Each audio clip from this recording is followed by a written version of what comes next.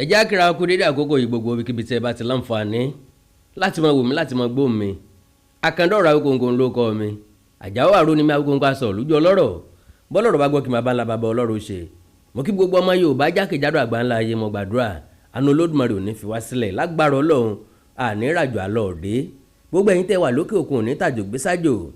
Ọlọ́run ní fìyàwó ṣọ̀tá ọkọ, Ọlọ́run ní fọkọ ṣọ̀tá ìyàwó, Ọlọ́run ní fàwọn ọmọ wa ṣọ̀tá wa, Ọlọ́run ní fàwa òbí ṣọ̀tá àwọn ọmọ wa lágbára Ọlọ́run. Well, tẹ́ bá gbọ́ àwọn ètò tí mo ṣe sẹ́yìn ẹ rí pé mo sọ̀rọ̀ nípa ọkọ àti ìyàwó kan wípé wọ́n rán ara wọn lẹ́wọ̀n lórílẹ̀‐èdè Amẹ́ríkà. Ìyẹn ló prompt ní tí mo fẹ́ sọ lónìí, tí mo fẹ́ sọ̀rọ̀ lé lórí lónìí, because ọ̀pọ̀lọpọ̀ ìpè ni mo gbà, ọ̀pọ̀lọpọ̀ àwọn èèyàn ló send message sí mi, oríṣiríṣi àwọn èèyàn oríṣiríṣi gbogbo wọn náà ló jẹ́ pé òkè òkun ni wọ́n wà, bóyá London tàbí Amẹ́ríkà tàbí Canada. Àwọn kan tiẹ̀ sọ wípé ọ̀rọ̀ yẹn bí agbẹ́jọ́ ẹnìkan dání, pé ìdí ni pé ẹni tí ò bá wọn dé yàrá kò lè mọ ntọ́sẹ̀lẹ̀ ńbẹ̀, gẹ́gẹ́ bí mọ́mì mi sísítà mi kan ṣe sọ nìyẹn, alájà. Wọ́n ní ní tí ń ṣẹlẹ̀ lókè òkun bàbá bẹ́ràn wí ká bẹ́ràn wí ni, and again ẹni ó gbẹ́jọ́ ẹnìkan tó sọ̀pánù bó bá láǹfààní àti gbọ́ òdì kejì ẹjọ́ ó ṣeé ṣe kó tún ọ̀pá ẹ̀ mú padà, pé lóòótọ́ onílé ní lọ́wọ́ àlejò dìsẹ́rù, ṣùgbọ́n bá a ṣe ń pariwo àwọn obìnrin ká mọ́ gbìyànjú láti sọ̀rọ̀ nípa àwọn ọkùnrin náà, torí pé lọ́pọ̀lọpọ̀ gbà wàhálà yìí àwọn ọkùnrin ni wọ́n máa ń dá sílẹ̀, pé tá a bá wò dáadáa pé kí n lọ wádìí àwọn ọkùnrin tó ti tán ti gbẹ̀mí ìyàwó wọn lókè òkun, lóòótọ́ dẹ̀ ni ọ̀pọ̀lọpọ̀ ẹ̀ la ti gbọ́ rí, ṣùgbọ́n tó lè mọ́ call attention wa tàbí cut attention wa débi tá a máa fi sọ̀rọ̀ nípa rẹ̀. Ṣùgbọ́n nígbà tí wúmà yìí sọ̀rọ̀ débẹ̀ yẹn mo wá ní kí n mú àwọn kan gẹ́gẹ́ bí ẹ̀rí mọ́ jẹ́ mi nsó lórí ọ̀rọ̀ tí wúmà yìí sọ, but still mi ò gbà papọ̀ pẹ̀lú wọn wípé gbogbo àwọn wàhálà yẹn ń bẹ̀rẹ̀ látòrí ọkùnrin. Mo gbà wípé orí àwọn obìnrin náà ni ti máa ń bẹ̀rẹ̀. Eléyìí tí mo fẹ́ sọ̀rọ̀ nípa rẹ̀ ọmọ ajẹ́lẹ̀ tẹ̀ ti gbọ́ rí, bẹ́ẹ̀ bá wá láǹfààní àti gbọ́ rí yóò wù mí kẹ́ mú kàlẹ̀ tó kẹ́ mú tọmọ kẹ́ mú tàìkú tí ṣe baálẹ̀ lọ́rọ̀. Mo fẹ́ sọ̀rọ̀ nípa ọ̀gbẹ́ni HASSAN Adéyẹmọ àtìyàwó ẹ̀ Sarah láti ìpínlẹ̀ Bauchi lọ́hùn-ún tí àwọn náà jọ gbé lórílẹ̀‐èdè Amẹ́ríkà. ọ̀gbẹ́ni HASSAN Adéyẹmọ láti ìlú Ìbàdàn ńlọ pa ìyàwó ẹ̀ tó ti bímọ 5 fún un, ṣùgbọ́n ẹni tí ọ̀gbọ́ tẹnu ẹ̀gà nípa ìyókò ń pa á tó. Now a ti tó èèyàn bíi 2 àbí 3 lẹ́yìn program tí mo ṣe yẹn tí wọ́n láwọn fẹ́ advice mi. Ǹjẹ́ advice wo ló fẹ́ fún mi? Wọ́n ní tí n bá ti fẹ́ sọ̀rọ̀ nípa àwọn nǹkan bẹ́ẹ̀ yẹn àbí fẹ́ ṣètò nípa àwọn nǹkan bẹ́ẹ̀ yẹn kí n máa go straight to the point. Then mo fún wọn ní èsì tó yẹ kó jáde lẹ́nu rú mi wípé I can never go straight to the point because I am not a blogger, I am a broadcaster and a presenter. N tí wọ́n ń pè létò téèyàn ṣe ó gbọ́dọ̀ wà ní ètò, ìyẹn gbọ́dọ̀ tó léra wọn ní sísẹ̀ntẹ̀lé. Kì í ṣe pé kí n dédé ní ìsìnkú wọn sọ pé ǹjẹ́ mọ̀ pé obìnrin kan ti rán ìyàwó ẹ̀ lẹ́wọ̀n, kẹ́ máa béèrè pé kí ló ṣẹlẹ̀ kí wọ́n á ní tí mo sáà mọ̀ ni pé o ti rán lẹ́wọ̀n. Does that make any sense? Now àwọn tó ń sọ̀rọ̀ nípa táìmù tiwọn, wọ́n sọ̀rọ̀ nípa àsọyé àti àgbọ́yé, wọ́n sọ̀rọ̀ nípa pé tí wọ́n ń pè létò ó ní àfiwé àti àkàwé oríṣiríṣi kó tó di pé yóò ṣe é gbọ́ fẹ́ni tó fẹ́ gbọ́. Then mo sọ fún wọn wípé mi ò ṣe é láti force ẹnìkan láti gbọ́ tàbí force ẹnìkan láti wò ó. I am doing it because I have to do it. I am doing it because it is my job, it is my own career, it is my profession and it is my life. I am doing it for the sake of people that will have interest in it and not because of today, because of tomorrow. Now, with due respect to them, n tí mo gbìyànjú àti sọ fún wọn ni wípé kálukú wa ló ní iṣẹ́ ọwọ́ tiẹ̀. This thing kò ń ṣe eré fèmí, ó ti di part of me lóòótọ́, ó ti di fun lóòótọ́, but this is my job. You will actually agree with me that whenever I'm here, I am always serious. Kò sí jokes kankan tí ó tó farapẹ́ ìranù tẹ́ bá ti rí mi lórí program.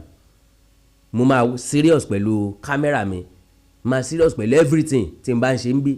torí òye yé mi pé ẹgbẹ́ mi kọ́ lẹ́yìn tí mò ń bá sọ̀rọ̀, àbúrò mi kọ́ lẹ́yìn tí mò ń bá sọ̀rọ̀, ọmọ mi kọ́ lẹ́yìn tí mò ń bá sọ̀rọ̀, a kò lẹ́ ń filẹ̀ láti gbọ́ mi. I have to be serious with you. I have to be serious with whatever I am doing. So ìfẹ́ là ń tà Ẹ̀mọ́jọ́ládé afọ́jú ni ẹsẹ̀ kan ń dùn àwọn lọ́ọ̀yà ní mẹ́mọ́ rẹ̀. Ìfẹ́ là ń tà, ìfẹ́ ni gbogbo nǹkan tá à ń ṣe. Ẹ ń bá wò mí ìfẹ́ lẹ ní, ẹni tí ò wò mí òun náà nífẹ̀ẹ́ àwọn nǹkan kan tí ń wò, because ẹni tí ò wò yìí ó wò yìí, ẹni tí ò wò yìí ó wò yìí, ẹni tí ò wò yìí ó wò yìí. A ní varieties lórí afẹ́fẹ́, lórí social media, oríṣiríṣi nǹkan ní ṣẹlẹ̀ lójoojúmọ́, oríṣiríṣi nǹkan ló wà lórí social media láti wò for everybody, but ọ̀tọ̀ọ̀tọ̀ ní tí kálukú wá ń ṣe. Àwọn míì wà tó fẹ́ pọ́n fẹ́ ṣe nǹkan tó fẹ́ go viral, well ó depend lé wọn. Àwa kan fẹ́ ṣe nǹkan tó máa wà remarkable, tó máa jẹ́ evergreen, tó máa wúlò lónìí, tí ó wúlò lọ́la, tí ó wúlò in future, táwọn èèyàn máa rí gẹ́gẹ́ bí dictionary pé ok àwọn nǹkan kan báyìí ẹja lọ wo channel Awikonko káwo nǹkan tá a máa bá pàdé ńbẹ̀, káwo orú ọ̀rọ̀ tó jọ bẹ́ẹ̀, káwo topic yìí níbẹ̀. That is what I stand for. Now kí n má fọ̀rọ̀ gùn lórí ọ̀rọ̀ Mr. Zan Adéyẹmọ. Now bó ló ṣe ṣẹlẹ̀, bó ṣe ṣẹlẹ̀ sí máànù yìí kò sẹ́ni tí ò lè ṣẹlẹ̀ sí nínú wa, ó dẹ̀ ti ṣẹlẹ̀ sọ́pọ̀lọpọ̀ èèyàn bẹ́ẹ̀. Ìtàn ìgbésí ayé wọn bẹ̀rẹ̀ lọ́dún 1988. HASSAN wà lọ́mọdún 21 21 years. Ìyàwó ẹ̀ Sarah wà lọ́mọdún 18 18 years. Love at first sight ní ká pè é, ní pé mọ́mẹ́ǹtì máa yí rí gẹ́ẹ̀ yìí ló ti láìkẹ́, ó lọ́ọ̀fẹ́, ó ti ní interest nínú ẹ̀. Ó ṣẹlẹ̀ sẹ́mi tí mo dúró ìrí, tí mo róbìnrin pé tóbìnrin ìbá fẹ́ mi màá dẹ̀ fẹ́, tọ́mọbìnrin ìbá lè fẹ́ mi màá dẹ̀ fẹ́. So ó máa ń níbi tóbìnrin máa ń hùwà dé, and love at first sight kì í ṣẹ̀ṣẹ̀, kò síbi tí ò ti lè ṣẹlẹ̀, ó depend lórí interest kálukú. Now ńgbà tí wọ́n ríra wọn tí wọ́n fẹ́ra wọn, Mr. HASSAN was a military man, níléeṣẹ́ ológun ló ti ń ṣiṣẹ́ nígbà yẹn.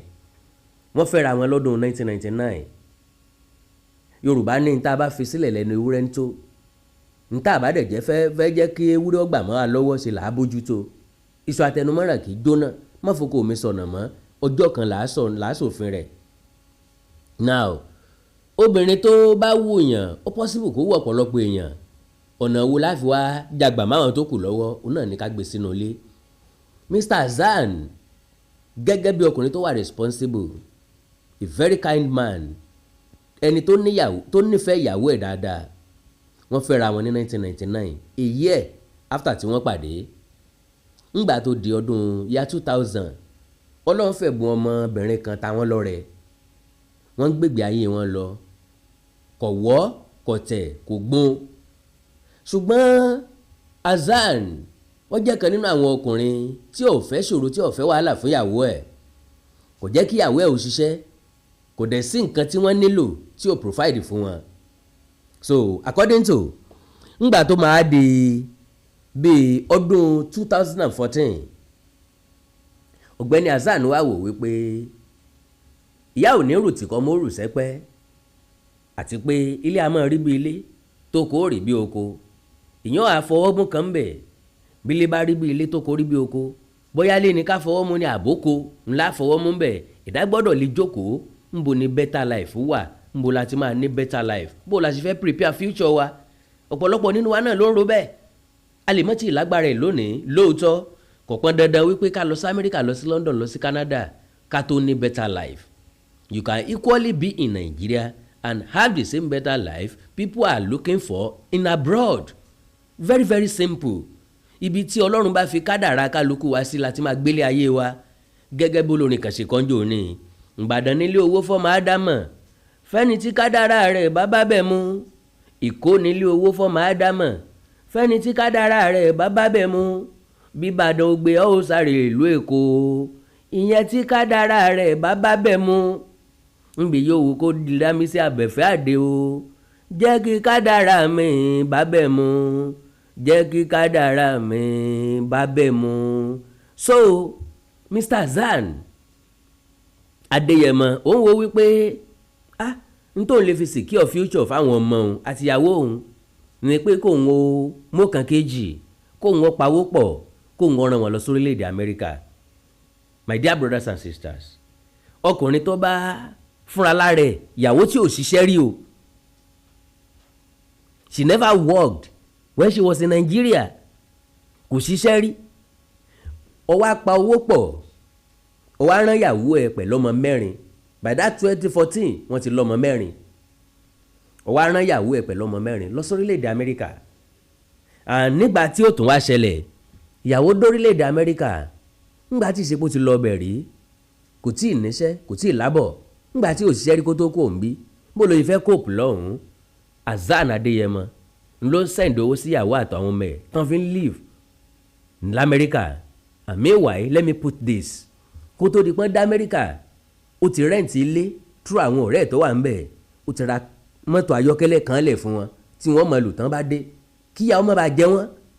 So now ńgbà tí wọ́n ti ń gbé lórílẹ̀‐èdè Amẹ́ríkà, ìyàwó ìmọ̀ irun ó mọ̀ irun ṣe, especially braiding yẹn ó kàn ń ṣe for fun, bí àwọn obìnrin tọ́jọ́ ọmọ Nàìjíríà ọmọ Yorùbá tí wọ́n bá wá sọ́dọ̀ ẹ̀ tàbí wọ́n pàdé níbì kan ó mọ̀ bá wọn ṣerun. ńgbà tọ́lọ́run ó pè lọ́nà ẹ̀, Ọlọ́run jẹ́ kán fẹ́ràn ẹ̀, gbogbo wọn bẹ̀rẹ̀ sí ní sọ fúnra wọn, ó di tán wá ń bá ń lé tán bẹ̀rẹ̀ sí ní ṣerun lọ́dọ̀ ẹ̀. With that, àwọn obìnrin méjì tó dàgbà nínú àwọn ọmọ ẹ̀ ó ti kọ́ wọn ní braiding yẹn wá di tí gbogbo èèyàn mọ̀ sí, ó di household name. ó fẹ́ ṣerun, ó fẹ́ ṣe braiding, lọ sọ́dọ̀ lágbájá. Woman yìí ti bẹ̀rẹ̀ sí ní lówó lọ́wọ́. Now ńgbà tí yóò wá di bíi 2017 tí madam ti lówó to the extent pé ọjọ́ tó bá pawó kéré jù lọ́jọ́ kan ni yóò pa $1,000, ni yóò pa $1,000. Mélòó nínú àwọn tó ń ṣiṣẹ́ factory l'Amẹ́ríkà, mélòó nínú àwọn tó ń ṣiṣẹ́ cleaning assistant, mélòó nínú àwọn tó ń ṣe cab driver, mélòó nínú àwọn tó ń ṣiṣẹ́ delivery, mélòó nínú àwọn tó ń ṣiṣẹ́ housekeep àti bẹ́ẹ̀ bẹ́ẹ̀ lọ l'Amẹ́ríkà tó lè boast $30,000 a month. Ká wá sọ pé èèyàn iṣẹ́ fún 30 days, ká sọ pé èèyàn iṣẹ́ fún 25 days, kéèyàn máa rí $25,000 láàrin oṣù kan. Ìjọ́ mélòó lèèyàn fi wá lówó? Now èmi bèèrè pé gbà fún mórí ńlé ńlọ ẹ kó jẹ́ gbà fún gbàdà lóko. I mean pé ọmọ oko tí ó sunkún búrẹ́dì ó yẹ kó fèsù ránṣẹ́ lé. Gẹ́tì mi, mo nígbàgbọ́ wípé oore ló yẹ kó orí ọwọ́ tọ̀. Àwọn èèyàn ò gbádùn nǹkan tí mo ń sọ wípé ẹ ń bá dami síwájú ó yẹ kó tẹlẹ̀ tútù. Kí ni tí mo túmọ̀ sí ni pé ìgbà tó di 2017, HASSAN Adéyẹmọ àárọ̀ àwọn ìyàwó àtọmọ ẹ̀ ti ń sọ jù láti 2014 sí 2017, almost 3 years or more than. Ó wò pé kó náà pa kìtì mọ́lẹ̀ kó lọ bá wọn lórílẹ̀‐èdè Amẹ́ríkà, and the man went there. Ìgbà tó dá Amẹ́ríkà wọ́n welcome ẹ̀, wọ́n kí dáadáa, wọ́n jó yọ̀ kíra wọn, inú gbogbo wọn dùn. Àṣé ìṣòro ayé bọ̀dá HASSAN fẹ́ bẹ̀rẹ̀. Now ẹni tó ẹ̀ṣẹ̀ dórílẹ̀‐èdè Amẹ́ríkà, ọba ní Adéyẹmọ HASSAN kó tó di pókó ní Nàìjíríà. Ṣùgbọ́n ẹ má gbàgbé o pé erin ibì kan ẹ̀lírí ibò míì ni o. Ọba ní Nàìjíríà kò jẹ́ nǹkan kan lórílẹ̀‐èdè Amẹ́ríkà. First thing, dídé tó dé sórílẹ̀‐èdè Amẹ́ríkà, ìwé ìgbélùú kì í yá bẹ́ẹ̀, kò ní ìwé ìgbélùú. So àwọn iṣẹ́ pẹ́pẹ̀pẹ́ ló lè máa rí ṣe. Àwọn iṣẹ́ tí wàá ń ṣe kì í ṣe iṣẹ́ tó ń fún lówó tó pọ̀ débi pé kò tí ì lè contribute sí bùkátà inú ilé. Bùkátà inú ilé wá di tìyàwó ẹ̀ nìkan. Èmi rò wípé ká láwọn obìnrin á máa wọ ẹ̀yìn wo ni. Ó yẹ kó rántí ìpìlẹ̀. Àkọ́kọ́ ni pé kó rántí bí wọ́n ṣe pàdé. Ẹlẹ́ẹ̀kejì kó rántí ìfẹ́. Ẹlẹ́ẹ̀kẹta kó rántí pé máàlù yìí ló ràn wá sí Amẹ́ríkà. Ẹlẹ́ẹ̀kẹrin kó rántí pé òun ò bímọ mẹ́rin fún èèyàn míì, máàlù yìí nìkan ló ń bí fún. Má jẹ́ kí n gbàgbé wípé lẹ́yìn ìgbà tí máàlù yìí dá Amẹ́ríkà, Ọlọ́run tún pèsè ọmọkùnrin kékeré kan, ó tún pèsè ọmọkùnrin kan fún wọn. Ó jẹ́ kí ọmọ tí ń bẹ láàrin wọn kó jẹ́ 5. So torí pé kò wá lówó lọ́wọ́ kò lè gbọ́ bùkátà nù lé dáadáa, ó wá di igbá àwúyọ́ nínú ilé débi pé àtìyá àtàwọn ọmọ wọn ò kákún. Ìyàwó ẹ̀ ti bẹ̀rẹ̀ sí ní sọ̀rọ̀ àlùfàǹsá sí rí fín yàrá ń dìà ó mú mọ́ra. Ìgbà tó níwèé ó bẹ̀rẹ̀ sí ní ṣe cab driver àti delivery. From there ó náà bẹ̀rẹ̀ sí ní contribute sí bùkátà nù ilé díẹ̀díẹ̀, ṣùgbọ́n bùkátà nù ilé tí brother mi ń contribute sí bí ìgbà tí èèyàn bá pọnmi sínú drum àbí tó jòrọ̀ sínú drum tó kún tí wá ń ṣẹ́ sílẹ̀ díẹ̀díẹ̀, gẹ́gẹ́ bẹ́ẹ̀ ló ṣe rí nínú owó ìyàwó tiẹ̀. ṣèbọ́ Yorùbá máa ń sọ̀rọ̀ kan wípé ntáyà bá ní ọkọ ló ní, ntọ́kọ bá ní aya ló ní. Irọ́ o, gẹ́gẹ́ bẹ́ẹ̀ kọ́ ló ṣe ń ṣiṣẹ́ láyé òde òní. Ntọ́kọ bá ní aya àtàwọn ọmọ ló ní, ntáyà bá ní aya nìkan ló ní, because òye tí wọ́n jẹ́ kó yé wa nìyẹn. So torí pé máàlù yóò rí múlẹ̀ dáadáa, ó bá dẹni tíyàwó ẹ̀ ń pè ní olóṣì, òpònú, ọ̀lẹ, ibà àwọn ẹgbẹ́ ṣe ń ṣe nìyẹn, igba dogójì rò wájà. Wow, wọ́n sá ń gbégbé ayé wọn kọ̀tẹ̀ kò gbún ó gbun ọ̀tẹ̀ ó sì wọ́.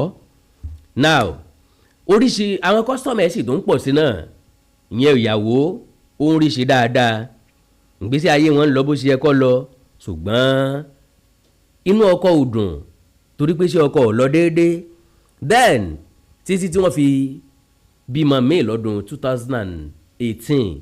Okay, like I said, lẹ́yìn ìgbà tí HASSAN tó ti change iṣẹ́, tó ti ń ṣe delivery àti cab driver, òun náà ti múlẹ̀ díẹ̀díẹ̀, ṣùgbọ́n awọ ọ̀kájúlù ó jìnnà síra wọn gan.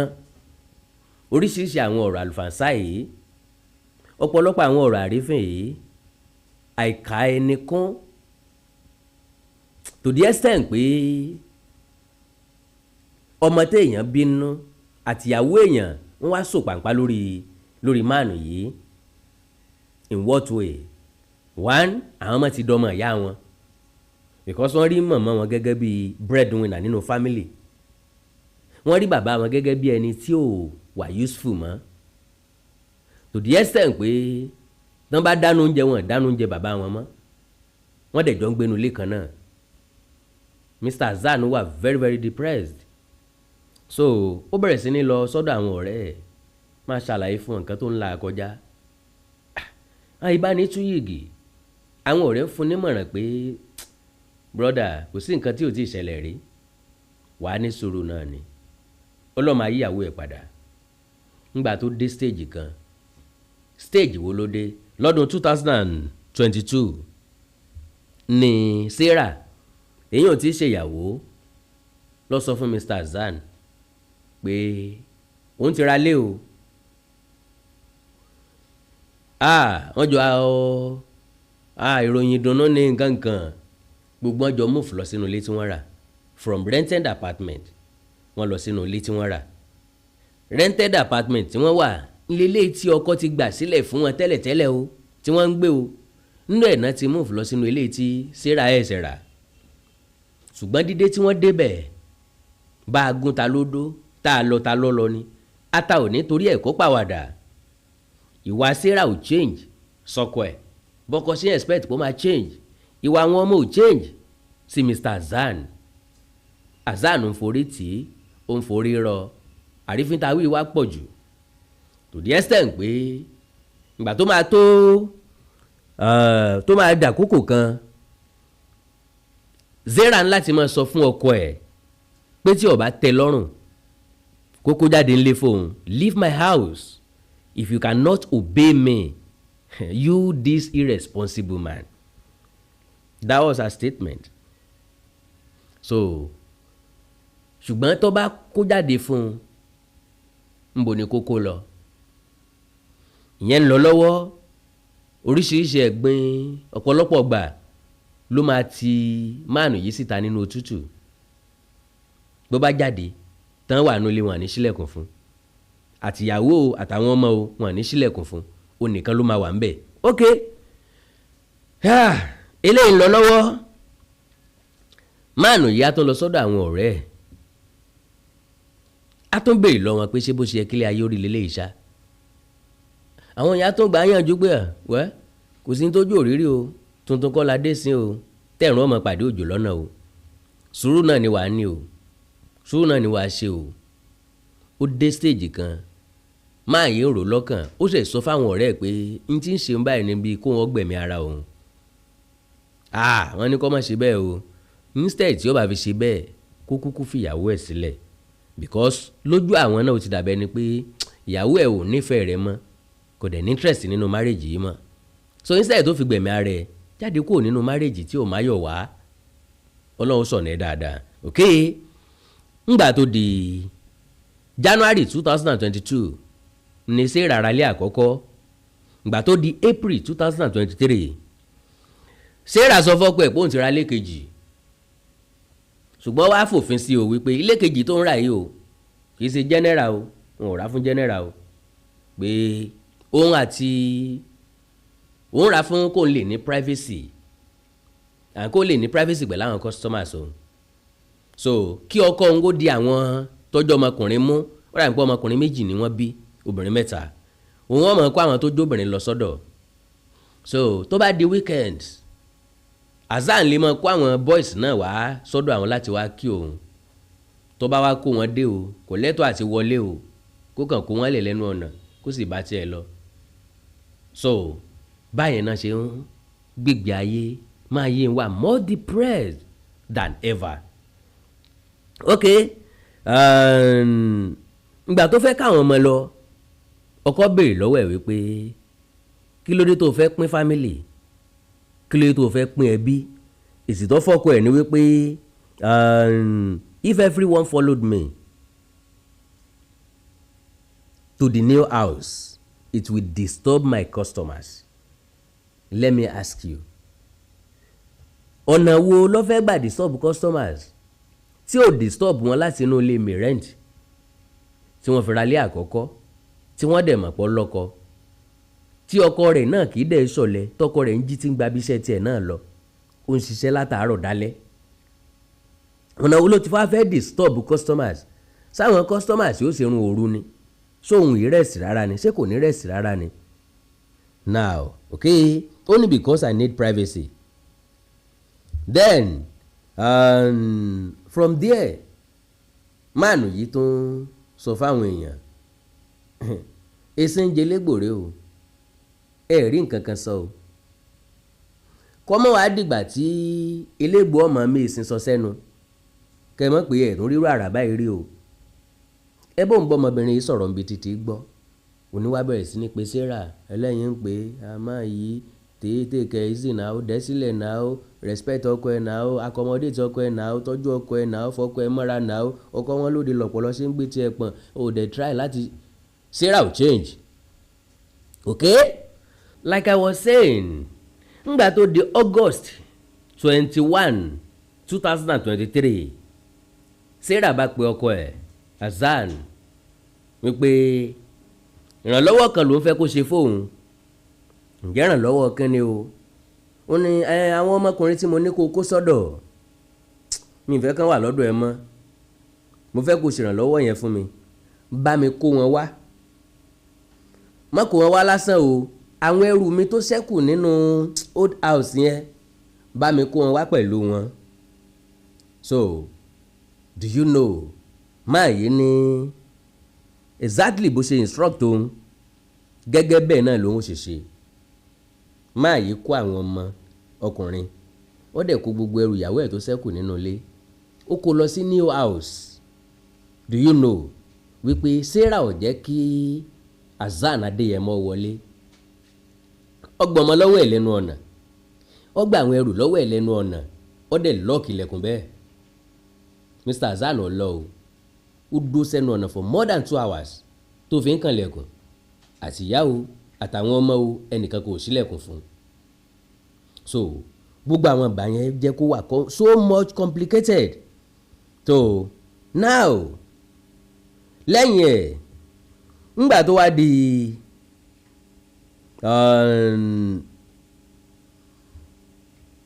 ọjọ́ kejì ìjọ́ tó sọ̀rọ̀ yẹn, that is August 26, 2023 lọ́dún tó lọ, ìyẹn ni àyájọ́ ọjọ́ bíi Mr. HASSAN tó máa pé ọdún mẹ́rìndínláàádọ́ta lọ́dún tó lọ.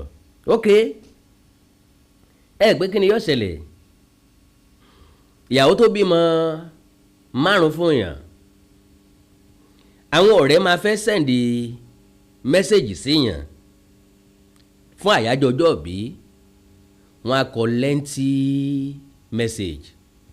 èèyàn máa ka mẹ́sẹ̀gì mi lọ́jọ́ birthday, ẹ̀rín ayọ̀ máa jáde lẹ́nu èèyàn lọ́jọ́ ẹlẹ́ẹ̀kẹ́ èèyàn máa ka mẹ́sẹ̀gì mi lọ́jọ́ birthday, omijé ayọ̀ máa dà lójú èèyàn. You will just be laughing, be smiling, be happy when people were sending those messages to you. You will be happy. Now ẹ pé kí ni mẹ́sẹ̀gì tí Sarah send sọ́kọ ẹ̀? Ó ní happy birthday friend, we are better off as friends than lovers. You need to look for where you'll be staying because I have to get rid of the old house. I wish you well in life. I've moved on. Kai, I've moved on. Máa yí gbójú sókè. Kò rí èèyàn kankan tó fojú jọ. Ọwọ́ ọ̀run yàn ó béèrè lọ́wọ́ Ọlọ́run. Ìpín tó ń ṣe wá fẹ́ jẹ́ ìwọ Ọlọ́run. Obìnrin tó run gbogbo ayé òun lé lórí. Káwọn lè ní ìgbé ayé tó dáa lọ́jọ́ iwájú. Ló wá ṣe léyìí fóun. Gbogbo ìgbà táwọn ọ̀rẹ́ ń sọ fún un pé kó jáde kó ní márèjì yẹn, gbólóhùn tí ń sọ fún wọn ni pé ẹni kí n jáde níbo ni kí n ti bẹ̀rẹ̀? Obìnrin tí mo run gbogbo ilé ayé mi lé lórí. Obìnrin tí mo rán wá sórílẹ̀-èdè Amẹ́ríkà tí mo fi sílẹ̀ lásán fún yàjẹ, tí mo ń pèsè jíjẹ àti mímu àtàwọn ọmọ, lẹ́ni kí n fi lẹ́bọ ni kí n ti bẹ̀rẹ̀. Ìyẹn ló fi ń dúró síbẹ̀ wípé bóyá yóò rò padà, bóyá yóò rò padà, bóyá yóò rò padà. Nké lẹ́yìn bíi wákàtí díẹ̀ tóun àti tíyàwó ẹ̀ ti send message sí, àwọn ọmọ wa pè é pé kó bá wọn ra groceries díẹ̀, kó bá wọn rà wá. Ó dẹ̀ promise wọn pé ó máa rà wá. Well, ńgbà tó di bíi 6:30 same day August 26, ó pe àwọn ọmọ ẹ̀ pé òun ti wà lójú ọ̀nà.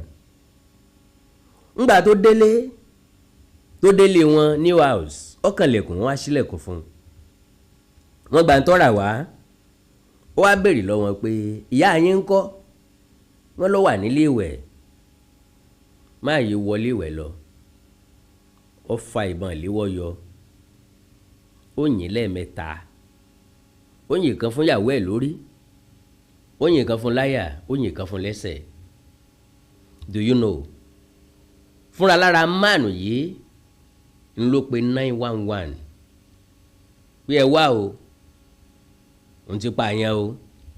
Gbólóhùn tó sọ ni hello, I just pààyàn the beach. This is the address. I am waiting for you. Ó dẹ̀ jókòó ti òkú Sarah. Ńgbà táwọn ọlọ́pàá dé, àwọn kan gbé òkú lọ sí hospital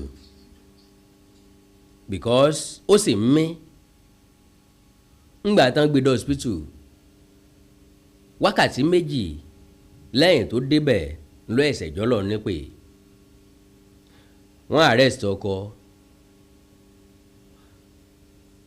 Ńgbà tó yá wọ́n gbọ́kọ lọ sílé ẹjọ́.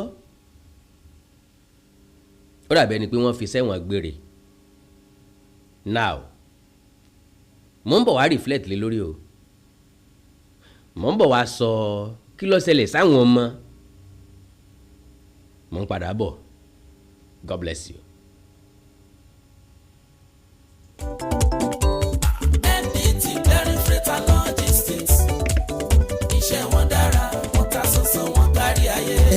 MDT Clearing Freight and Logistics. Bá a ṣe kárí ayé bẹ́ẹ̀ ni òye iṣẹ́ yé wa. Cargo services wá dúró tán láti Nàìjíríà. A ó bá yín gbé nǹkan ránṣẹ́ sí àwọn èèyàn yín ní Europe, UK, US, Canada, Asia lọ bẹ́ẹ̀. Gààrí, epo pupa, ẹ̀gúsí, ẹja gbígbẹ, ìgbín, irú, àpọ̀n, aṣọ, ìlẹ̀kẹ̀, àwọn ìwé tó ṣe pàtàkì àti bẹ́ẹ̀ bẹ́ẹ̀ lọ. Kò tán síbẹ̀. MDT Clearing Services lékètéńté. Àṣẹ tó ń tẹjọba tá a gbà. Ó ń mú àwọn èèyàn yàn wá láàyò láti port. Ọwọ́ kan ni MDT á clear kọ̀ńténà yín jáde fún yín. Bó ṣe kọ̀ńténà tó kún fún káà lóríṣiríṣi tàbí ohun mìíràn. Àwọn òṣìṣẹ́ wa kọ̀ lálá. Professionalism wa kò lẹ́gbẹ́. MDT doorstep delivery service náà ò gbẹ́yìn. Níbikíbi lágbàáyé àwa gbé ọjà yín fún yín lẹ́nu ọ̀nà yín. MDT tún bá ní ìrajà. Product sourcing. Ìyẹn ni pé à á ràn yín lọ́wọ́ láti ra ohun tí ẹ fẹ́. À á sì fi ránṣẹ́ sí yín ní kámọ́ kóbó. Ní MDT Clearing Freight and Logistics. Akájú ẹ̀ àtò àlétò iṣẹ́ wa yàn ó yanjú lówó péréte. Ẹ máa bọ̀ lólulẹ̀ iṣẹ́ MDT ní nọ́mbà 22 Latif Salami Street Ajao Estate Ikeja Lagos. A sì tún ní ẹ̀ka káàkiri orílẹ̀-èdè Nàìjíríà. Ẹ bá wa sọ̀rọ̀ 0818-231-1480 àti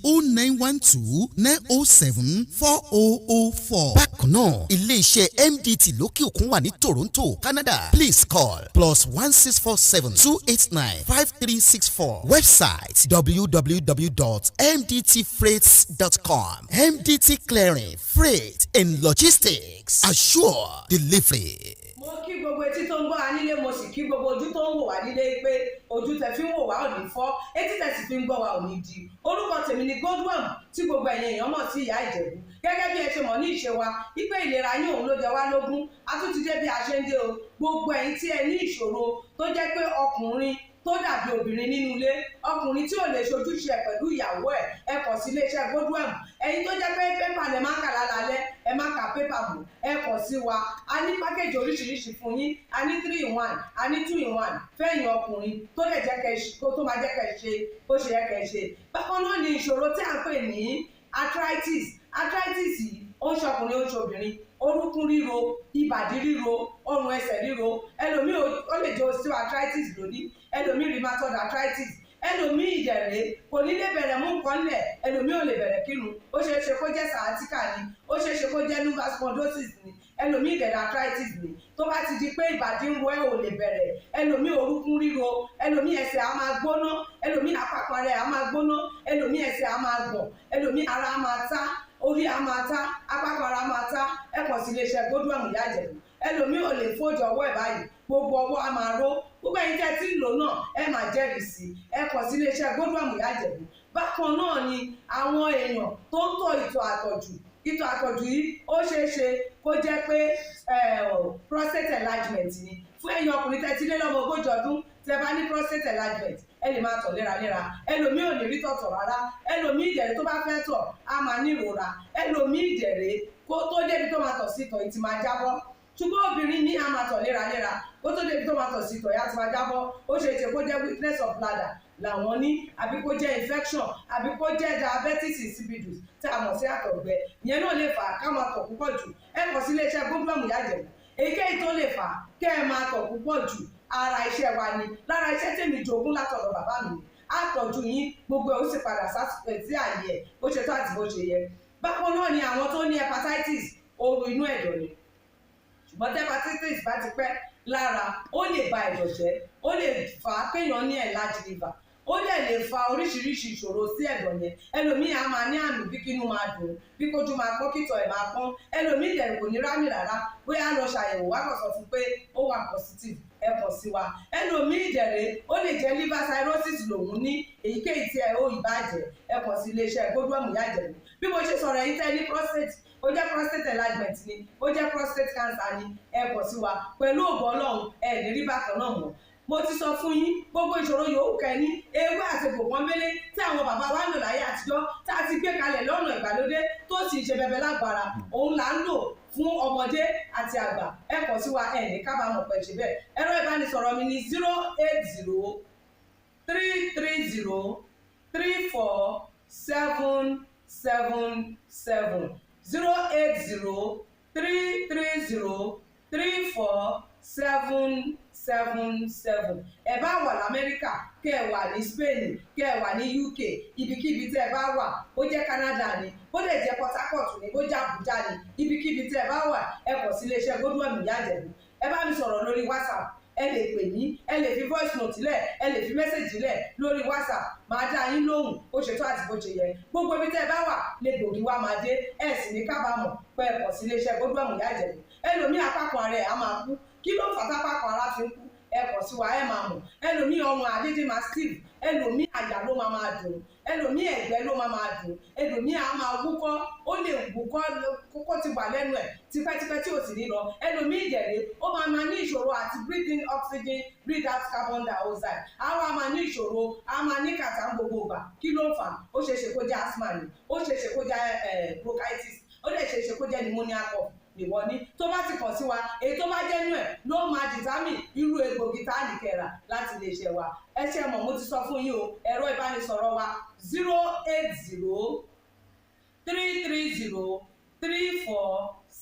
08033034777. iléeṣẹ́ Godwin last bus stop yín ni pẹ̀lú agbára Ọlọ́run. Remember, if it is not Godwin, it can never be like Godwin. I used to tell you, health is something to be treasured. Ire o. Ìwúrí ọdún tuntun níbi tá a ti máa ń tọrọ ohun tá a fẹ́ tẹ́lẹ̀ dọ̀ sì máa fàṣẹ sí ní wàrà ṣe é sà. Tọdún yìí tó ti wọlé dé o. ọ̀wọ́n rin ọmọ aṣẹ́gilájẹ́ ẹ̀là àwòrán ọmọ làkúlà sọ̀rọ̀ ọ̀gbìngbìn kan gbogbo wọn gorí ìrókò wọn ń pariwo ajé tantan gbogbo ẹ̀dá yìí pátá tó fẹ́ bẹ́gbẹ́ pé làlùyọ lẹ́nu iṣẹ́ ò fẹ́ máa rí tajé ṣe kó o ṣòwò kó o bóde pàdé ìṣègùn ọ̀tá lójú ayé àti lójú ọ̀run ẹni tó ń wá ọmọ lọ́jọ́ tó ti pẹ́ ìjákulẹ̀ lórí ìwé ìrìnnà ní gbogbo ìgbà ò ti ń rí jẹrí mu tẹ́lẹ̀ ṣàdédé ní gbogbo nǹkan lọ́bìrìbì tètè máa bọ̀ níbi ìwúrí ọdún tuntun yìí èyí tó máa wáyé fún ọjọ́ mẹ́rìndínlógún gbáko ní December ọdún tá a wà yìí kó wá tọrọ gbogbo ohun tó fẹ́ fún ayé rẹ ní ti dáadáa káwọn alálẹ̀ ó sì máa fàṣẹ sí lójú ẹsẹ̀ àwọn tó wá lọ́dún tó kọjá ohun tí wọ́n fẹ́ ti tó wọn lọ́wọ́ wọ́n ti ń gbé ìgbésí ayé ìrọ̀rùn báyìí ìwọ náà má ṣàfira ẹ̀ wá gbọ́ o ẹ̀yin tẹ́ bá wà lọ́nà tó jìn lórílẹ̀‐èdè Nàìjíríà àtẹ̀yin tẹ́ wà ní èyíkéyìí orílẹ̀‐èdè ní Áfíríkà tó fi mọ́ ẹ̀yin tẹ́ wà nílùú òyìnbó tẹ́lẹ̀ ráàyè wá síbi ètò yìí físíkàlì ẹ̀ má fòyà ṣẹ́rí bí ìwúrí ọdún tuntun yìí bá ti ń lọ lọ́wọ́ ní December a ó máa ṣe fídíò call pẹ̀lú yín tí kálukú dẹ̀ máa ṣe ìwúrí rẹ̀ lẹ́yọ kọ̀ọ̀kan ní èmi kan ìwọ kan tó lóyìnbó ń pè ní one-on-one táṣe ó dẹ̀ máa gùn lójú ẹsẹ̀ privacy yìí jẹ́ wá lógún gidi gan ni o àwọn tí yóò máa súre fáwọn èèyàn níbi ètò yìí mímọ́ ni gbogbo wọn wà àwọn alálẹ̀ ló ń gbẹnu wọn ṣaṣẹ́ elédùà ló fi ṣẹ́ràn wọn ó yá tó bá wà ní Nàìjíríà tàbí any country ní Áfíríkà bó sì jẹ́ lóyìnbó ló wà tètè pé àwọn hotline wa yìí kó book sílẹ̀ +23491509170 tàbí +2349150491169 tó fi mọ́ +234703185437 ẹ̀yin tẹ́ ẹ bá wà ní ìpínlẹ̀ Ògùn àtàgbègbè ẹ lè kàn sí ilé iṣẹ́ wa láti lọ book a wà ní number 55 OEA compound along Old Ondo Benin Express Road adjacent Bena Farm Junction Ìjẹ̀bú Ìlẹsẹ̀ nípínlẹ̀ Ògùn tàbí kẹ́ ẹ kàn sí OEA Herbs and Scrub Spices lórí Facebook @OEA_Abba lórí Instagram wẹ́bsáìtì wa ní www.oea/abba.com email address wa ní appscrubs2019@gmail.com níbi ìwúrí ọdún tuntun tó máa wáyé ní December ọmọọba Ọlámilékan Olówú aláṣẹ OEA Herbs and Scrub Spices ló wí pé tèmi tiẹ̀ ò ní ṣòro ṣe o èèṣẹ́. Welcome back mo kí ẹ káàbọ̀ padà. Now like I said mo ní kí ló ṣẹlẹ̀ sáwọn ọmọ márààrún tí wọ́n fi lẹ̀ kò sí nǹkan tó ṣẹlẹ̀ sí wọn ju pé wọ́n ti dọmọ ìjọba lọ ìjọba orílẹ̀-èdè Amẹ́ríkà ti kó wọn lọ sí wẹ́fíà kí lè rí ta wá jẹ bọ̀ ń bẹ̀. ìyàwó tó nígbàgbọ́ pé òun ti kọjá àbáwí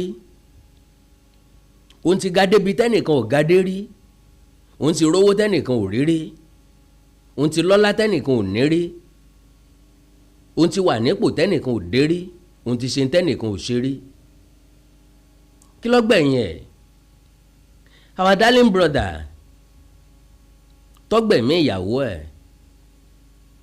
òun wá wà lọ́gbà ẹ̀wọ̀n ní ìsìn níbi tí yóò ti máa gé kàbámọ̀ jẹ pé bò ní bá ṣe dùn tó ká ló ń mọ̀ kó ń gbẹ̀mí ara òun because ẹ̀wọ̀n ni yóò ti lò yókù ilé ayé ẹ̀ níbi tí ò ti ní sí ara tàbí ẹbí kankan tí ó wà yọjú sí ń bẹ̀ mọ́.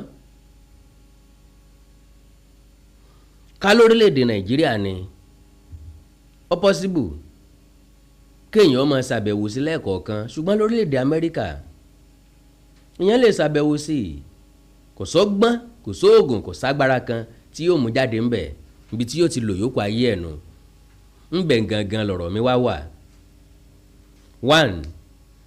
Ǹjẹ́ a lè dá arákùnrin yìí lẹ́bi bó ṣe ń tí ọ̀dà bẹ́ẹ̀ bá gbàgbé nínú àlàyé ọ̀rọ̀ mi láti pìlẹ̀ mo ní ń tó ṣẹlẹ̀ sí HASSAN Adéyẹmọ kò sẹ́ni tí ò lè ṣẹlẹ̀ sí láàrin wa. Ìdí ni wípé ọ̀kọ̀ọ̀kan láàrin wa ti rò ó nípele kan tá a fẹ́ gbé ìgbésẹ̀ tó ń gbé ọ̀pọ̀lọpọ̀ ìtàn láti gbọ́ ní Nàìjíríà níbi tọ́pọ̀ ọkùnrin ti rán àfẹ́sọ́nà wọn nílé ìwé tí wọ́n máa jáde tán kàwé tán tí wọ́n sọ pé o kì í ṣe spec mi mọ́ yànnà my match mọ́ o wọ́ọ̀tì mi mọ́ kò ṣe òṣìṣẹ́ tí mo lè fẹ́ mọ́ èmi àti òsì ń level kan náà mọ́ sort of things. At the end of the day tí wọ́n lọ fẹ́ lòmíì mo ti rí ibi tóbìnrin ti sọ wípé tọkùnrin ti sọ fóbìnrin pé ọ̀fẹ́ mi máa bó ti wí ó gbàgbé pé mi mọ̀ sanwó school ẹ̀ fún ọ lówó oúnjẹ tó fi jáde ẹ pé kí ló béèrè lọ́wọ́ rẹ wa ní tó béèrè lọ́wọ́ ẹ̀ ni wípé kó sí gbogbo iye tó ti rò pé òun ná lé òun lórí ó máa dá padà fún ìmí ìnú òun ò lówó lọ́wọ́ o á lòun ó ṣiṣẹ́ òun ó dá padà fún á lòun ó wòwó yá òun ó dá padà á lòun máa wówó yẹn lọ́nà kọ̀nà láti dá padà fún eléyìí tó bá lówó lọ́wọ́ nínú wọn á ní kó sọ iye tó bá ti ná lé òun lórí ó máa sẹ́ǹdẹ̀ ẹ̀ sí immediately. Now Kennedy tí mo sọ wípé ọ̀pọ̀ nínú wa ló lè ṣe é èmi bí ẹnìkan ti ronú débẹ̀ rí Kennedy tá a fi lè ṣe ni pé when you met a lady tó mọ̀ wípé kò sí ní anything what sense background ẹ̀ low àwọn parents ẹ̀ ò ní lọ́wọ́ òun gangan láti jẹ́ èèyàn Ọlọ́run Elédùmarè nìkan ní sọ ẹ̀dá dé èèyàn o òun gangan láti jẹ́ èèyàn ó nira owó school nira bó fẹ́ kọ́ṣẹ́ kò sólùrànlọ́wọ́ bó kọ́ṣẹ́ tán tó fẹ́ raníṣẹ́ kò sólùrànlọ́wọ́ ńláwàá wò nípele kan wípé irú ọmọ báyìí mìíràn bá ṣoore fún ọyẹ kọ́ mọ yìí ẹja take up responsibility ẹ̀ meanwhile wọ́n tó fẹ́ take up responsibility èèyàn kan o ti kọ́kọ́ béèrè lọ́wọ́ ẹ̀ sọ́ọ̀fẹ́ mi so onífẹ́ mi so rí mi gẹ́gẹ́ bí ẹni tó lè fẹ́ sílé tàbí tó lè fi ọ sílé so rí mi gẹ́gẹ́ bí ẹni tó lè lò yókù ayé ẹ̀ pẹ̀lú ẹ̀ tí ọmọ sọ pé ìwọ náà ni lẹ́yìn ẹ kò tún sẹ́lòmíì mọ́ àfiwọ́ yìí náà ni ó wá dára dé ọ̀dọ̀ kan dé ó wá bẹ̀rẹ̀ sí ní ṣènáwó táwọn òbí ẹ̀ ò lè ṣe lé lórí irú ọmọ bẹ́ẹ̀ wá kàwé ó wá jáde tán wá ní kì í ṣèwọ́ mọ́ púpọ̀ nínú wọ́n máa béèrè pé bo ni ká ti bẹ̀rẹ̀ not somebody like me èmi ó ti nígbàgbọ́ wípé well lára nǹkan tó lè ṣẹlẹ̀ sọmọ ẹ̀dá nìyẹn well ẹ mọ́ gbàgbé o Ọlọ́run dá wa bákan náà Ọlọ́run sì fún wa lórí ọ̀fẹ́ bákan náà èmi tí mo ń sọ̀rọ̀ náà kì í ṣe pé bóyá tó bá ṣẹlẹ̀ sí mi kò ní dùn mí ṣùgbọ́n mo jẹ́ ìṣẹ̀dá kan títí mọ́ expect worst síwájú anything before I start anything or embark on any journey màá ti ro possibility end the journey yẹn so I won't expect too much about it or need so kì í jẹ́ kí n ní too much depression n máa jẹ́ kí n tètè gbé ọ̀rọ̀ kúrò lára bó ṣe máa dùn ẹ́ ni yóò ṣe dùn èmi náà but alára láti tètè gbé kúrò lára jura wa lọ èmi ó tètè ká sí one of those things n ti gbé kúrò lára n pé well after all kì í ṣòro nìkan lóbìnrin after all àárín àṣubú ṣeré abilita ṣe ká ló bá dẹ̀ káká ní ẹni tó bá jẹ́ pé owó tí mo ná lé lórí mo bá fi raṣọ ńkọ́ mo bá fi ra bàtà ńkọ́ mo bá fi jẹun ńkọ́ mo ó bá sọnù lọ́wọ́ mi ńkọ́ kí mo fẹ́ ṣe sí ṣé máa pààyàn nítorí ẹ̀rín n bá fi kọ́lé tó bá wó ńkọ́ tí n bá fi ra mọ́tò tí mo páàkì ẹ̀sẹ́gbẹ̀ẹ́ yìí tí mọ́tò wá kọlù ńbẹ̀ kí ni kí n ṣe èmi ó tètè ya gbàkádàrá bẹ́ẹ̀ kọ́ ló ṣe máa rí lọ́dọ̀ ẹlòmíì lè take it up ó lè ṣe ìjàmbá fúru obìnrin bẹ́ẹ̀ no my own life is not like that I will never go to that extreme màá gbà wípé èmi máa ń fìyàn sọ́wọ́ ìdájọ́ ẹ̀rí ọkàn ní tèmi ni mi ì dájọ́ lọ́wọ́ ara mi bóyá dájọ́ yẹn máa wá sojú mi o I don't care bóyá kò ní sojú mi o I don't care bóyá ẹni yẹn máa ronú pẹ́ o I don't care bóyá kò ronú pẹ́ o I don't care but for me to have freedom of mind máa sọ pé mo fóńtàn sọ́wọ́ ìdájọ́ ẹ̀rí ọkàn ìyẹn ló máa jẹ́ kémi ó ní freedom of mind ló máa tètè jẹ́ kí n gbàgbé nípa ẹ̀ so because àwọn ìgbésẹ̀ kan ń bẹ tó yẹ pé gbà tí èèyàn bá gbé èèyàn nìkan ni yóò mọ̀ jẹ̀ka àbámẹ̀ ẹ̀. ó bá yàn lórí ìyàwó ẹ̀ ó pa onítọ̀hún, ìwọ nìkan ló mọ̀ jẹ̀ka àbámẹ̀ nínú ọgbà ẹ̀wọ̀n o. ó bá yàn lórí ìyàwó ẹ̀ ó pa ìyàwó rẹ̀ ó ń tọ̀ ń sá lọ àbọ̀ pa àwọn méjèèjì ó jẹ́jọ́ apààyàn. tó o bá parẹ́ nítorí ìyàwó rẹ̀ torí pé wọ́n ń bá a láṣepọ̀, at the end of the day àwọn tí òótọ́ náà ló tún máa padà bá a láṣepọ̀. Do you know the funniest thing? wọ́n tún lè wá bá a láṣepọ̀ lórí sàárè rẹ̀ gangan lálẹ́ nígbà tí ọ̀sẹ́ nìkan kan ń bẹ̀ tí gbogbo ayé ti wọlé lọ sùn. tẹ́ni sórí wèrè jàre jáse nǹkan tá a ṣe lórí ẹ̀. o mọ̀ páyé òde òní kò síbi tọkùnrin àtobìnrin tí ń bára wọn ṣe, kò sí name it. nínú yàrá o, ń sì ti ń rúùmù o, nínú kíṣìn o, ń pálọ̀ o, níwájú ìta, nínú mọ́tò, nínú ṣọ́ọ̀ṣì, nínú mọ́ṣáláṣí, anywhere làwọn èèyàn ti ń ṣe é. so kí ni ìbéèrè mi ò ní wípé sáà lè sọ pé HASSAN jẹ̀bi kò jẹ̀bi, ọ̀pọ̀lọpọ̀ ọkùnrin ló ṣerú ẹ̀, but mistake ayérayé ni. n tó bá ti lè sọnù mọ́ fún yàn, n tó bá ti lè waste, n tó bá ti lè gbójú gbọ́kàn kúrò ń bẹ̀ mọ́ ṣe fún yàn. so mistake àkọ́kọ́ tí woman yìí tí man yìí ṣe lélẹ́yìí. now another thing ò ní pé àwọn obìnrin tá à ń wò yìí tábìlì pé wọ́n wà flexible àti wọ́n wà flexible, they can change at any moment at any time. That is very very correct. But let me tell you this, do you know pé kò sóbìnrin tí ò burú, kò sóbìnrin tí ò le. They can be nice to you whenever they choose to, but tán bá change mind wọn wọ́n mọ̀ wípé beast gidi ni wọ́n. tán bá change mind wọn, tán bá pajúdà sí ọ, you will know their true colour. so n tí mo ń gbìyànjú àti sọ ni wípé we men, apart from few percentage of us, ló delicate ló burú, we are very very very simple. Yàtọ̀ sí bébì lọ́wọ́ obìnrin tó bá mọ̀ wá mú. bóbìnrin bá ti gbé ajó nìsín, ó bá ti fẹnu ó bá ti di àyè tó bá ti dì má nìsín, á ti gbàgbé ìbínú tá à ń bí bọ̀, you just smile. ìyàwó ẹ pẹ́ lóde, inú ti ń bí ọ fẹ́ béèrè pé díà ebo ló ti ń bọ̀, kí ló tó pẹ́ tó bá I'm sorry darling, I'm sorry hold up yẹn mo ti mọ̀ pé ebi ti ń pọkọ mi, ó ti tán lọ́kàn wa nìyẹn. So we are not that dangerous.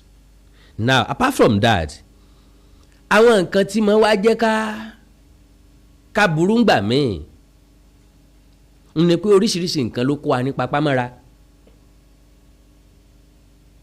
bóyá àìsówó lọ́wọ́ wa,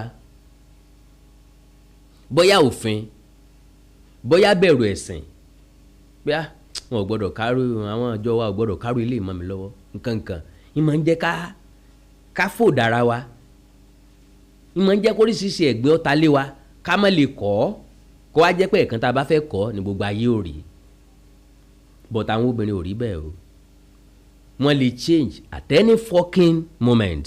Then my dear brothers, má ever rò lọ́kàn wípé ìyàwó mi nice, ìyàwó mi dáa. Obìnrin nice nígbà tó bá fẹ́ nice ni o, tó bá fẹ́ change wọ́n máa ń gbàgbé nice pé àwọn nice pátápátá. Kí ni jẹ́ nice, kí ni jẹ́ kind. Obìnrin ò kí ń ro ẹ̀yìn, obìnrin lè change ilé ayé ẹ̀ within a twinkle of an eye.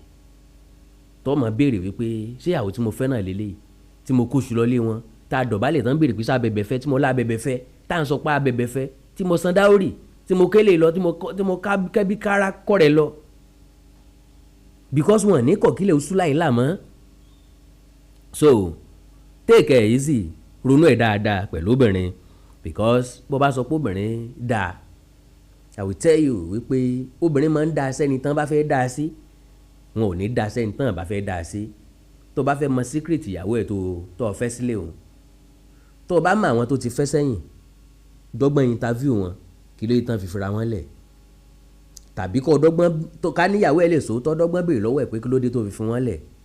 ìsídà kó jẹ́ pé kálíbà wọn ò tó tiẹ̀, ìsítà kó jẹ́ pé wọn ò ní financial capacity bíi tiẹ̀ láti rẹrù wọn láti gbé bùkátà wọn.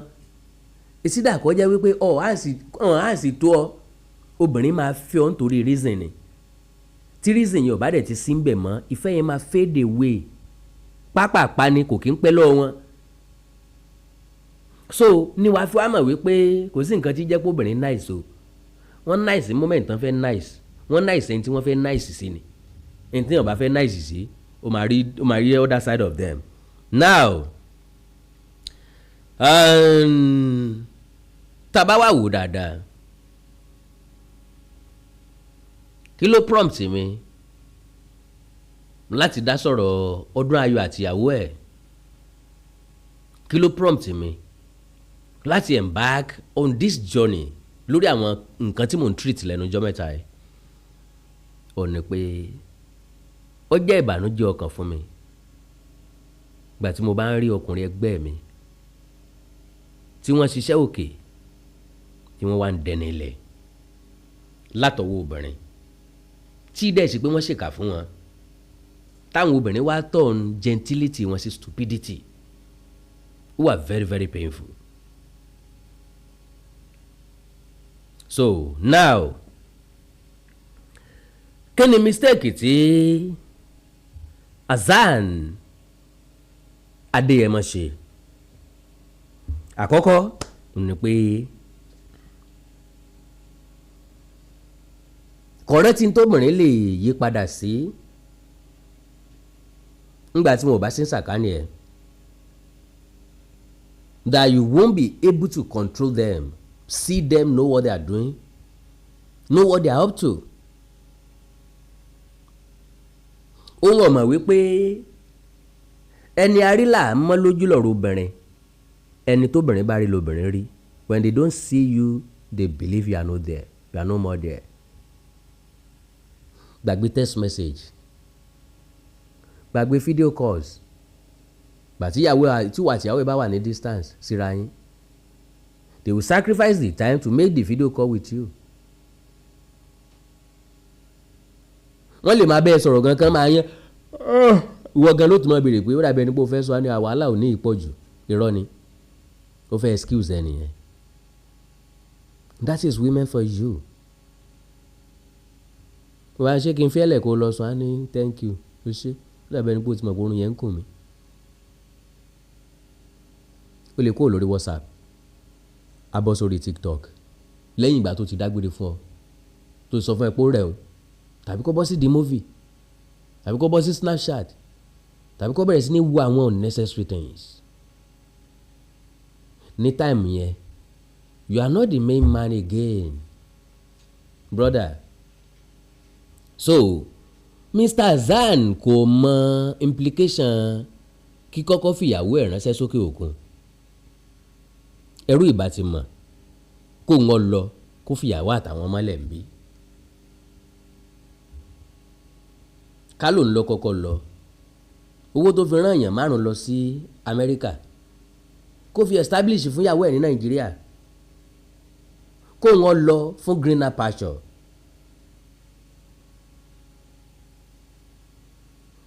Tó bá rí ìtajé ṣe ń bẹ̀ kó máa fi ránṣẹ́ sí wọn lé kálẹ́rú mọ̀ ni o àbámọ̀ kì í gbẹ̀yìn ọ̀rọ̀ àbámọ̀ kì í síwájú ọ̀rọ̀ ẹ̀yìn ni máa ń gbé ká ló mọ̀ ṣùgbọ́n kọ́ ọmọ ó ti wà lẹ́wọ̀n nísìnyí yóò lò yókù ayé ẹ̀ ń bẹ̀ àdéjọ́ 46 ńlọ́wọ́ ẹ̀wọ̀n ó ẹ̀sẹ̀ pé 47 ní báyìí. Then another mistakes ni kí ọkọ àtìyàwó kí wọ́n má jọ gbé pọ̀ for years.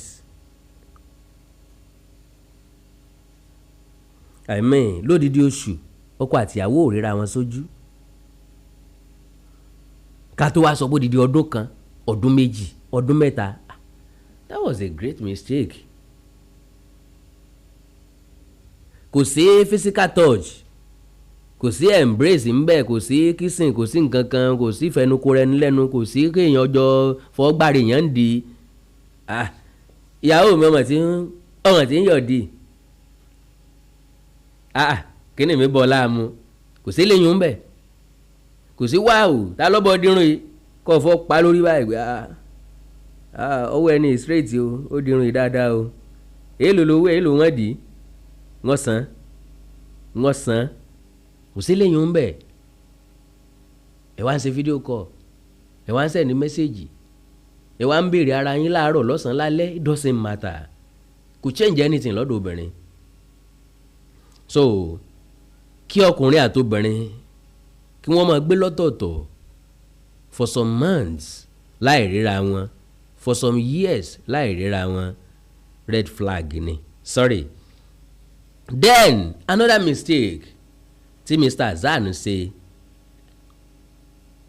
my dear brothers láyéláyé ẹ má ever upgrade obìnrin above yourself. Kíyàwó mi sá ti wà òkè obìnrin ló mọ bọ́n ṣe manage nǹkan tí àwọn bá ti wà òkè máa wà òkè irọ́ o tíyàwó ẹ bá wà òkè ó wà òkè fún rẹ àti fáwọn ọmọ ẹni kó wà òkè fún ẹ o. Gbogbo obìnrin ló fẹ́ ọkùnrin tó máa wà in control tó máa ní gbogbo nǹkan jù wọ́n lọ o gbọ́dọ̀ lọ́pọlọ ju ìyàwó ẹ lọ o gbọ́dọ̀ lọ́gbọ́n ju ìyàwó ẹ lọ o gbọ́dọ̀ lówó ju ìyàwó ẹ lọ o gbọ́dọ̀ nímọ̀ ju ìyàwó ẹ lọ o gbọ́dọ̀ láṣẹ ju ìyàwó ẹ lọ. Mọ́mẹ́ǹtì tóbìnrin bá ti ní àwọn nǹkan yìí jù ọ lọ my brother you are no more in control sorry o lè má gbà mí gbọ́ but I'm telling you the reality you are no more in control. Once tóbìnrin when a woman can do without you you are in problem 100%. Obìnrin lè finance bùkátà ẹ̀ láì rí ọ my darling brother you are not in control anymore. Something is wrong somewhere. Problem ti ń bẹ̀rẹ̀ bọ̀ because she can do without you. That means she doesn't feel your presence anymore. She doesn't feel your impact anymore. Obìnrin ò béèrè owó lọ́wọ́ ẹ̀ kò béèrè owó oúnjẹ ọmọ kò béèrè oúnjẹ kò béèrè owó ilé lọ́wọ́ ẹ̀ kò béèrè anything lọ́wọ́ ẹ̀ ó dẹ̀ feel comfortable. Wọ́n á ní ìyàwó mi dáa no ó máa dáa for sometimes. Obìnrin fẹ́ tó máa obìnrin kò gbọ́dọ̀ wà more bigger and valuable than you. You have to be at the top as the head because Bible said you shall be head and not the tail. Then another mistake another thing about women ó ní pé they are always loyal to themselves or to their feelings. Ntọ́kàn wọn bá sọ fún wọn láti ṣe ni wọ́n máa ń ṣe. Ọkàn wọn ẹ̀mí wọn kò stable. N ló fi máa rí obìnrin tí yóò kúrò nílé ọkọ tí ò ní mind láti fẹ́ driver ọkọ ẹ̀ tí ò ní mind láti bímọ fún gate man ọkọ ẹ̀ tí ò ní mind láti go on date pẹ̀lú ọ̀rẹ́ ọkọ ẹ̀ tí ò ní mind láti ní nǹkan papọ̀ pẹ̀lú ẹ̀gbọ́n ọkọ ẹ̀ tí ò ní mind láti máa sùn pẹ̀lú àbúrò ọkọ ẹ̀. Feelings wọn ò stable. Ó dàbí òkun tátẹ́gùn gbé lọ tí ń gbé bọ̀ tán bá dẹ̀ ti rò báyìí ó ti right lójú wọn ó ti tọ́ lójú wọn náà nìyẹn wọ́n ń ṣe lọ náà nìyẹn. So now any day anytime tí o bá ti allow ìyàwó ẹ láti rí ẹlòmíì tó dáa ju ọ lọ moment tán bá ti rí ní tó bẹ́tà tiẹ̀ ọkàn wọn lè ṣèkó any woman in the world ọkàn wọn lè change. Women love authority. They love when men are there, when men are in position, when men are in control of things, especially financially. For you to be an husband, you have to get money, not by force. Ẹ̀dá gbọ́dọ̀ ṣiṣẹ́ láti lówó, but láti command the respect you need money, brother. Then pápápá mo sọ lẹ́ẹ̀kan pé obìnrin lè fi ẹ́lẹ̀ at any moment o mọ́ ẹ̀ bàbá wọn kọrin wípé ìyàwó mi ò lè fi mí lẹ̀ o, kò sẹ́ni tóbìnrin ò lè fi lẹ̀ gbọ́ sí kò ṣẹlẹ̀ sírú wa mọ́jà gbọ́ kan ò sí ń bẹ̀ kò sẹ́ni tóbìnrin ò lè fi lẹ̀ any fucking time. So Madam Alakija at the age of 72 ó fọkọ ilé man. That is a very good example. What are they still looking for? Wọ́n ti bí gbogbo ọmọ tán fẹ́ bí tán. Bàbá ti ń súnmọ́ 80. Ìyàwó ti di 70 something. At death, kò sọ́kùnrin tán tún ẹ̀sẹ̀ fẹ́ mọ́. So ó yẹ kí ọ̀rọ̀ mi ó yé ọ bẹ́ẹ̀. Ìyàwó gómìnà ń lè kọ́ gómìnà o. Ìyàwó ọba aládé ń kọ́ ọba aládé. So what are you talking about? So fẹ́ sọ mi pé kò tún sówó ni sọba aládé ò lówó ni ńgbà tóbìnrin bá ń kọrú wọn who are you, who am I? So obìnrin lè fi anybody lẹ̀ at any time. Bóyá máàlù yẹn rò wípé kò síbi tí àwọn òun fẹ́ lọ at least obìnrin tó bí ọmọ márùn fóun mistake ńlá nìyẹn o. Then okay mo ti sọ lẹ́ẹ̀kan wípé ńgbà tóbìnrin bá ti take up leadership control, leadership role àti ability láti finance ẹbí red flag ni o. Then my darling brothers and sisters, ẹ̀yin dádì àti mọ́mì mi tẹ́ bá wò dáadáa ọ̀pọ̀lọpọ̀ ọkùnrin ń bẹ lẹ́wọ̀n nísìnyí nítorí obìnrin. Ọ̀pọ̀lọpọ̀ ọkùnrin ti jọ́lọ̀ nípè nítorí obìnrin. Obìnrin kọ́ ló pa majority wọn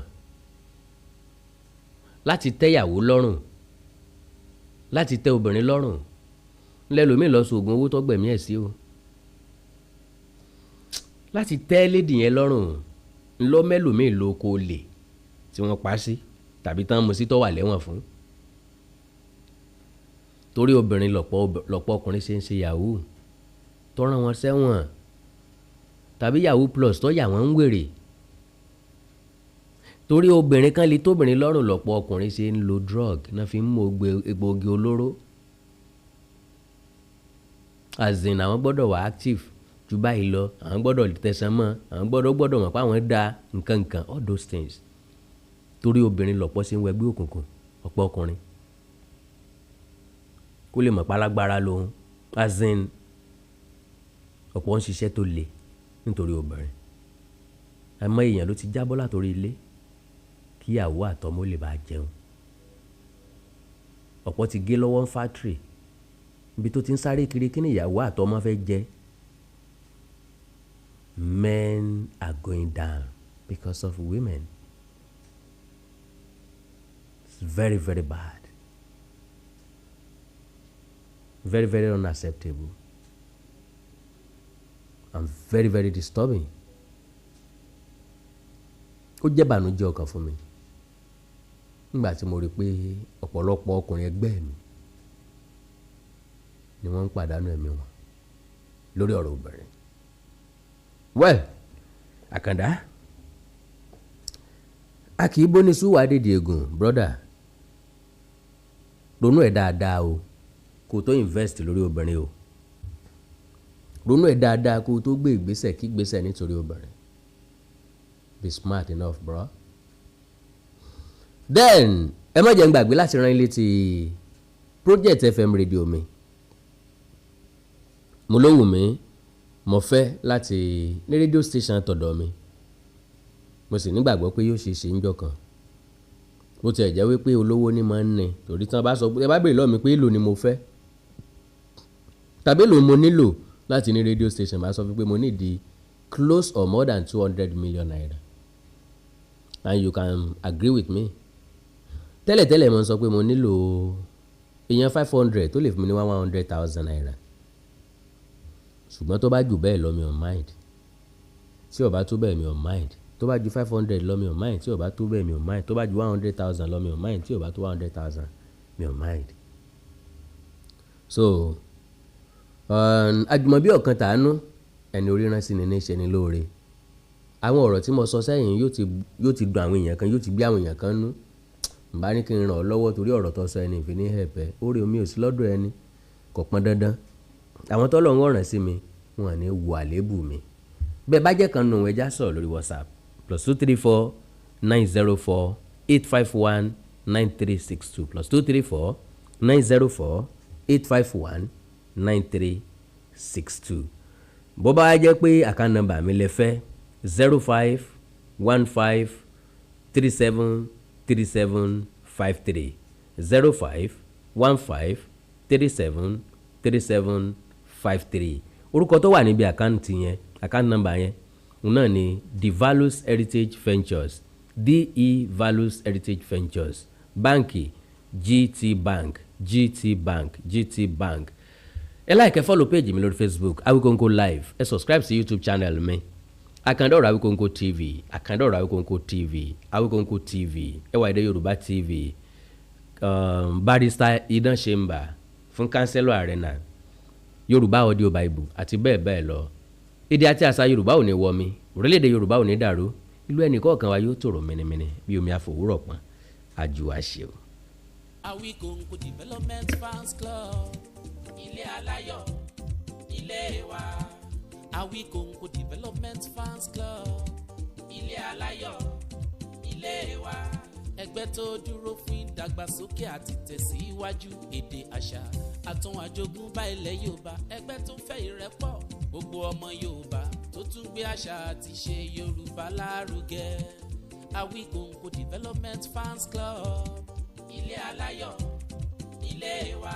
Awikonko Development Fans Club Worldwide, ẹgbẹ́ tí kò rọ̀gbọ̀kú lé ìjọba, ẹgbẹ́ tó dúró fún ìdàgbàsókè àti ìtẹ̀síwájú èdè àṣà àtún àjogúnbá ilẹ̀ Yorùbá pẹ̀lú àtìlẹ́yìn gbajúgbajà pèdèpèdè ní àkàndá ọ̀rọ̀ Awikonko, ẹgbẹ́ tó ń fẹ́ ìrẹ́pọ̀ gbogbo ọmọ Yorùbá, ẹgbẹ́ tó ń gbé àṣà àti ṣe Yorùbá lárugẹ, ẹgbẹ́ tó dúró láti ṣàtìlẹ́yìn tó gbọngbọ́n fún àkàndá ọ̀rọ̀ Awikonko àti àwọn ètò rẹ̀ káàkiri àgbáyé. Àǹfààní wà láti darapọ̀ mọ́ wa, ẹ bá wa sọ̀rọ̀ lórí WhatsApp nìkan, ẹ lè pè wá, ẹ lè send text message tàbí voice note pẹ̀lú àwọn nọ́mbà wọ̀nyí +234 80 53 27 0136 tàbí ààrẹ ẹgbẹ́ Adéolú Adékọ́lá lórí +170 48 91 27 29. Awikonko Development Fans Club Worldwide, ilé aláyọ̀ nílé wa.